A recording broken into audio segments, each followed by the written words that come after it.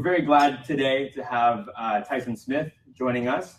Tyson is a partner of our very gracious host tonight, Winston and Strawn. And Tyson has very, very deep expertise and experience working with nuclear industry clients, particularly when it comes to matters of licensing, compliance, as well as export control. So please welcome Tyson to the stage. Thanks, Vincent. Renewable energy has had a great run the last couple of years, setting records left and right. Some states are calling for 50% renewables or more. So with all this good news, you'd expect carbon emissions to be declining across the board. You'd be wrong. They're not. Let me tell you why. Nuclear energy produces the largest portion of America's carbon-free power. It's an essential part of our climate change efforts. That's why climate scientists and many environmentalists are advocating for it. Unfortunately, we're going in the wrong direction. Since 2013, the United States has lost 6 nuclear units, retired before the end of their natural lifespan, primarily for economic reasons. They've generally fallen victim to cheap natural gas or unfavorable market policies. That's a huge chunk of emissions-free power simply gone. Those 6 units alone produced as much electricity as all of America's solar panels last year. That's not a knock on solar, it just shows the scale of what's being lost here.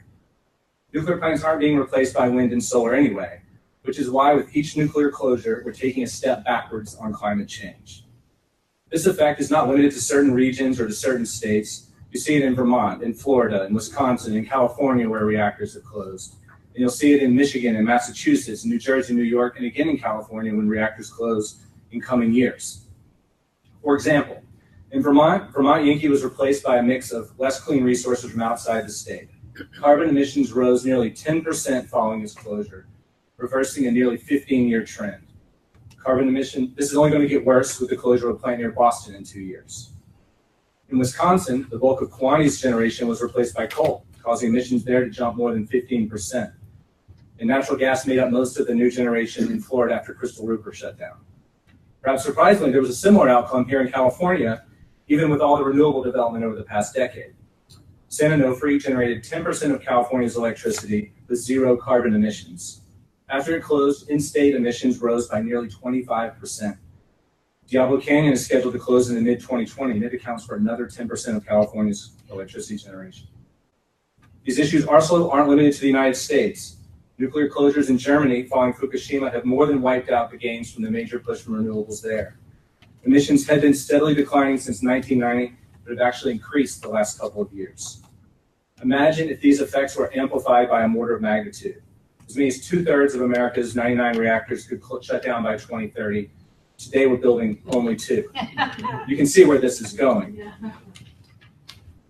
Whether in the US or abroad, we aren't replacing nuclear power with renewables, so we're not reducing emissions.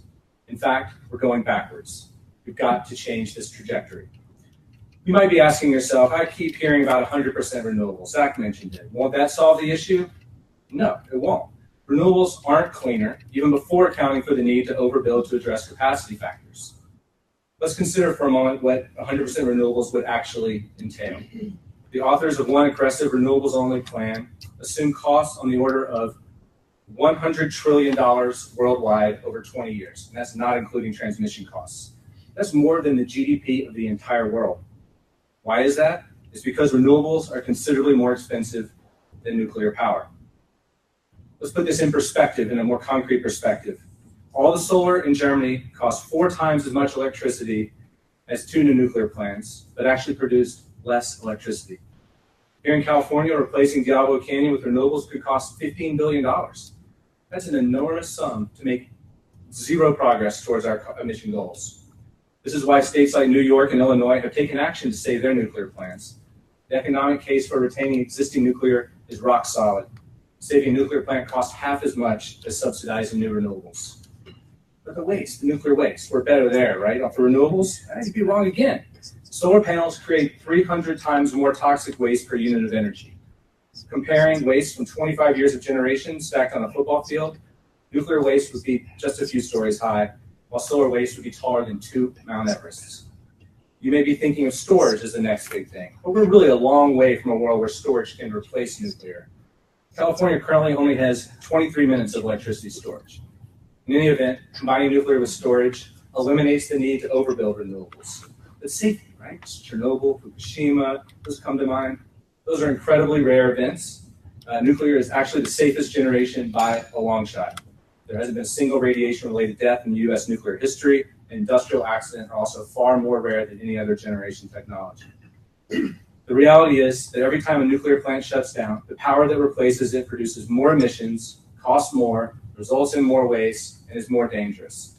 There's, of course, an important place for renewables, and their growth should be supported, but not at the expense of nuclear power.